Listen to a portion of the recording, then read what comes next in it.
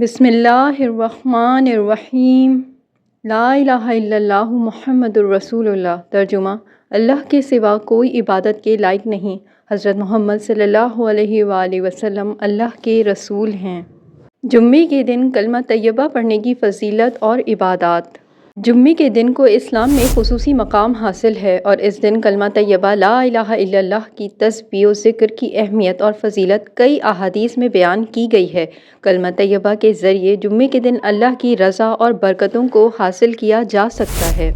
جمعے کے دن کلمہ طیبہ کی عبادات۔ کلمہ طیبہ کا بکثرت ورد۔ نبی کریم صلی اللہ علیہ وآلہ وسلم نے فرمایا، سب سے افضل ذکر لا الہ الا اللہ ہے۔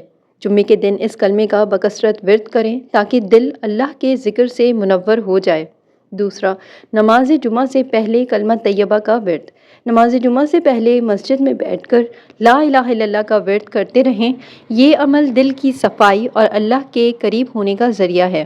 نمبر 3، قبولیت کی گھڑی میں کلمہ طیبہ پڑھنا۔ جمعے کے دن عصر سے مغرب کے درمیان ایک خاص وقت دعا کی قبولیت کا ہوتا ہے۔ اس وقت لا الہ الا اللہ کا ورد کرتے ہوئے اپنی دعاؤں میں اللہ سے حاجات طلب کریں۔ نمبر 4، کلمہ طیبہ کے ساتھ درود شریف کا اہتمام۔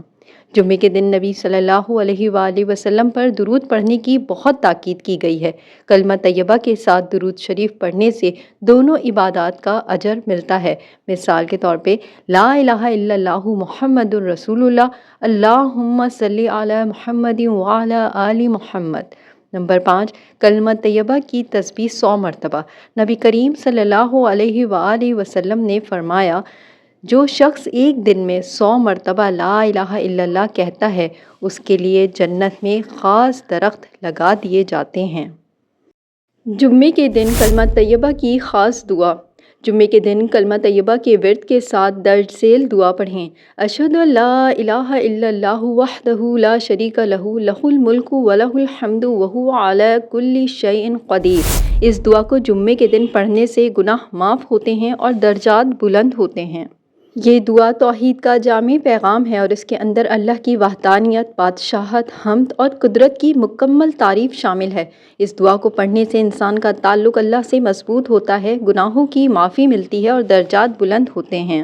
نبی کریم صلی اللہ علیہ وآلہ وسلم نے فرمایا، جو شخص دن میں 100 مرتبہ یہ کلمات کہے تو یہ عمل اس کے لیے 10 غلام آزاد کرنے کے برابر ہوگا اور اس کے لیے 100 نیکیاں لکھی جائیں گی، 100 گناہ معاف کیے جائیں گے اور وہ دن بھر شیطان سے محفوظ رہے گا۔ اس دعا کو پڑھنے والے کے لیے جنت میں بلند درجات کا وعدہ کیا گیا ہے۔ جمعے کے دن کی برکتوں اور دعاؤں کی قبولیت کی گھڑی میں اس دعا کا ورد کرنا اللہ کی مزید رحمتوں کا سبب بنتا ہے۔ جمعے کے دن اس دعا کا خاص عمل۔ جمعے کی نماز کے لیے جانے سے پہلے غسل اور پاکیزگی کے ساتھ اس دعا کو 100 مرتبہ پڑھیں۔ نماز جمعہ کے بعد اللہ کا شکر ادا کرتے ہوئے اس دعا کو زیادہ سے زیادہ پڑھیں۔ جمعے کے دن عصر سے مغرب کے درمیان دعا کی قبولیت کا وقت ہوتا ہے۔ اس وقت کلمہ طیبہ اور مذکورہ دعا کو کثرت سے پڑھیں۔ کلمہ طیبہ کا پس منظر۔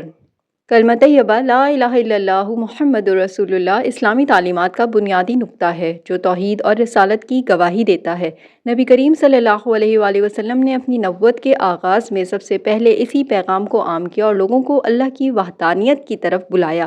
کلمہ طیبہ کی دعوت کا آغاز۔ جب نبی کریم صلی اللہ علیہ وآلہ وسلم کو غار حرا میں پہلی وحی نازل ہوئی تو اس کے بعد آپ صلی اللہ علیہ وآلہ وسلم نے اللہ کے حکم کے مطابق لوگوں کو اللہ کی عبادت کی دعوت دی۔ اس دعوت کا سب سے پہلا پیغام یہی تھا کہ اللہ کے سوا کوئی معبود نہیں اور محمد صلی اللہ علیہ وآلہ وسلم اللہ کے رسول ہیں۔ کفار مکہ جو بتوں کی عبادت کرتے تھے اس کلمے کے پیغام کو قبول کرنے سے انکار کر دیا۔ وہ جانتے تھے کہ اس کلمے کو ماننے کا مطلب ان کے بت پرستی کے نظام، معاشرتی رسومات اور طاقتور قبائلی نظام کو ترک کرنا ہوگا۔ کفار مکہ نے نبی کریم صلی اللہ علیہ وآلہ وسلم کو اور ان کے ماننے والوں کو طرح طرح سے اذیتیں دیں۔ حضرت بلال حبشی رضی اللہ تعالیٰ عنہ، حضرت یاسر رضی اللہ تعالیٰ عنہ اور حضرت سمیہ رضی اللہ تعالیٰ عنہ جیسے صحابہ کو کلمہ طیبہ کے اقرار کی وجہ سے سخت مظالم سہنے پڑے۔ حضرت خباب بن الارت رضی اللہ تعالیٰ عنہ کو دہکتے ہوئے کوئلوں پر لٹایا گیا، مگر یہ تمام صحابہ کلمہ حق سے پیچھے نہ ہٹے۔ کلمہ طیبہ کی روشنی میں تبدیلی۔ یہ کلمہ صحابہ کرام کی زندگیوں کا محور بن گیا۔ حضرت عمر بن خطاب رضی اللہ تعالیٰ عنہ جیسے سخت مزاج انسان کلمہ طیبہ کی برکت سے اسلام کے علم بردار بن گئے۔ حضرت ابو بکر صدیق رضی اللہ تعالیٰ عنہ نے اس کلمے کو دل سے مان کر اپنا سارا مال اسلام کے لیے وقف کر دیا۔ عرب کے جہالت زدہ معاشرے میں کلمہ طیبہ نے انقلاب برپا کیا۔ لوگ بتوں کی پوجا چھوڑ کر ایک اللہ کی عبادت کرنے لگے۔ سماجی ناانصافی، ظلم اور غلامی جیسے مسائل کا خاتمہ شروع ہوا۔ یہ کلمہ صرف ایک جملہ نہیں بلکہ ایک مکمل عقیدہ اور زندگی کا نظام ہے۔ کلمہ طیبہ نے مکے سے مدینہ اور پھر پورے عالم اسلام میں ایسی روشنی پھیلائی جس نے انسانیت کو نجات دی۔ اس کلمے نے انسانوں کو ان کے رب کے قریب کر دیا اور دنیا و آخرت کی کامیابی کا راستہ دکھایا۔ کلمہ طیبہ کے فوائد۔ کلمہ طیبہ لا الہ الا اللہ محمد الرسول اللہ ایک ایسا مبارک کلمہ ہے جو نہ صرف انسان کو اللہ کے قریب کرتا ہے بلکہ دنیا اور آخرت کی کامیابی کا ذریعہ بھی ہے۔ قرآن و حدیث میں اس کلمے کے بے شمار فوائد اور برکات کا ذکر کیا گیا ہے۔ نبی کریم صلی اللہ علیہ وآلہ وسلم نے فرمایا، جس نے خلوص دل سے لا الہ الا اللہ کہا اس کے تمام گناہ معاف کر دیے جاتے ہیں۔ یہ کلمہ دل کو شرک، بغض اور حسد جیسی روحانی بیماریوں سے پاک کرتا ہے اور اللہ کی محبت اور خوف پیدا کرتا ہے۔ نبی صلی اللہ علیہ وآلہ وسلم نے فرمایا، جس کا آخری کلام لا الہ الا اللہ ہوگا وہ جنت میں داخل ہوگا۔ قیامت کے دن یہ کلمہ اعمال کے ترازو میں سب سے بھاری ہوگا اور نجات کا ذریعہ بنے گا۔ کلمہ طیبہ پڑھنے والا شخص شیطان کے وسوسوں اور شر سے محفوظ رہتا ہے کیونکہ یہ اللہ کی وحدانیت کا اعلان ہے۔ یہ کلمہ انسان کے دل کو سکون اور اطمینان بخشتا ہے اور پریشانیوں کو دور کرتا ہے۔ اللہ تعالیٰ فرماتا ہے، یاد رکھو دلوں کا سکون اللہ کے ذکر میں ہے۔ یہ کلمہ اللہ کی رحمت اور مدد کو کھینچتا ہے اور انسان کو اللہ کے قریب کر دیتا ہے۔ نبی صلی اللہ علیہ وسلم نے فرمایا، سب سے افضل صدقہ لا الہ الا اللہ کہنا ہے۔ یہ کلمہ قبر میں روشنی اور سکون کا ذریعہ بنتا ہے اور آخرت میں انسان کے لیے نجات کا راستہ کھولتا ہے۔ کلمہ طیبہ انسان کو اس کے اصل مقصد یعنی اللہ کی عبادت اور اس کی اطاعت کی طرف متوجہ کرتا ہے۔ یہ کلمہ امت کو اتحاد و یکجہتی کا درس دیتا ہے اور تمام انسانوں کو ایک ہی اللہ کی بندگی کی دعوت دیتا ہے۔ کلمہ طیبہ کی فضیلت۔ نبی کریم صلی اللہ علیہ وآلہ وسلم نے فرمایا، جس شخص کا آخری کلام لا الہ الا اللہ ہو وہ جنت میں داخل ہوگا۔ رسول اللہ صلی اللہ علیہ وسلم نے فرمایا، سب سے افضل ذکر لا الہ الا اللہ ہے۔ یہ کلمہ گناہوں کو مٹا دیتا ہے جیسے پانی آگ کو بجھا دیتا ہے۔ حدیث میں آیا ہے کہ قیامت کے دن یہ کلمہ میزان میں تمام اعمال سے زیادہ وزنی ہوگا۔ کلمہ طیبہ کی اہمیت۔ یہ کلمہ اللہ کی وحدانیت کا اعلان ہے اور اس بات کی گواہی ہے کہ عبادت کے لائق صرف اللہ ہے۔ اس کلمے میں نبی صلی اللہ علیہ وسلم کی رسالت کا اقرار کیا جاتا ہے جو ایمان کے لیے ضروری ہے۔ کلمہ طیبہ ایک مسلمان کی زندگی کے تمام پہلوؤں میں اللہ اور رسول صلی اللہ علیہ وآلہ وسلم کی اطاعت کی بنیاد ہے۔ کلمہ طیبہ کے وظائف۔ گناہوں کی معافی کے لیے نبی کریم صلی اللہ علیہ وسلم نے فرمایا، جو شخص اخلاص کے ساتھ لا الہ الا اللہ کہے اس کے گناہ معاف کر دیے جائیں گے چاہے وہ سمندر کے جھاگ کے برابر ہوں۔ وظیفہ۔ روزانہ کم از کم 100 مرتبہ لا الہ الا اللہ پڑھیں۔ یہ وظیفہ گناہوں کی معافی کے لیے دل کی پاکیزگی کا سبب بنتا ہے۔ دنیاوی پریشانیوں اور مشکلات سے نجات۔ قرآن میں اللہ تعالیٰ فرماتے ہیں، تو جان لو کہ اللہ کے سوا کوئی معبود نہیں اور اپنے گناہ کی معافی مانگو۔ وظیفہ۔ مشکلات کے وقت لا الہ الا اللہ کو کثرت سے پڑھیں، یہ دل کو سکون اور معاملات میں آسانی عطا کرے گا۔ دل کے سکون اور اطمینان کے لیے قرآن میں اللہ فرماتے ہیں، یاد رکھو دلوں کا اطمینان اللہ کے ذکر میں ہے۔ رات کو سونے سے پہلے 33 مرتبہ لا الہ الا اللہ پڑھیں۔ یہ وظیفہ ذہنی سکون اور بے چینی کو ختم کرنے میں مددگار ہے۔ وزن میں بھاری عمل کے لیے نبی صلی اللہ علیہ وسلم نے فرمایا، قیامت کے دن سب سے بھاری چیز میزان میں لا الہ الا اللہ ہوگا۔ روزانہ 70 مرتبہ لا الہ الا اللہ پڑھیں، یہ اعمال کے وزن کو بڑھانے اور آخرت میں کامیابی کا ذریعہ بنے گا۔ حفاظت اور خیر و برکت کے لیے نبی کریم صلی اللہ علیہ وسلم نے فرمایا، جو شخص صبح اور شام 10 مرتبہ لا الہ الا اللہ کہے وہ شیطان کے شر سے محفوظ رہے گا۔ وظیفہ۔ صبح اور شام 10 مرتبہ لا الہ الا اللہ پڑھنے کو معمول بنائیں۔ اللہ کی رحمت کے حصول کے لیے نبی صلی اللہ علیہ وسلم نے فرمایا، جب کوئی بندہ اخلاص کے ساتھ لا الہ الا اللہ کہتا ہے تو جنت کے دروازے اس کے لیے کھول دیے جاتے ہیں۔ وظیفہ۔ روزانہ نماز کے بعد 33 مرتبہ لا الہ الا اللہ پڑھیں۔ سچے واقعات۔ حضرت نوح علیہ السلام اور کلمہ طیبہ کی دعوت۔ حضرت نوح علیہ السلام نے اپنی قوم کو تقریباً 950 سال تک توحید کی دعوت دی، جس کی بنیاد لا الہ الا اللہ تھی۔ انہوں نے اپنی قوم کو اللہ کی وحدانیت کی طرف بلایا اور شرک سے بچنے کی نصیحت کی۔ اس حوالے سے قرآن میں اللہ تعالیٰ فرماتے ہیں، اور ہم نے نوح کو ان کی قوم کی طرف بھیجا، انہوں نے کہا، اے میری قوم، اللہ کی عبادت کرو، اس کے سوا تمہارا کوئی معبود نہیں، میں تم پر ایک بڑے دن کے عذاب سے ڈرتا ہوں۔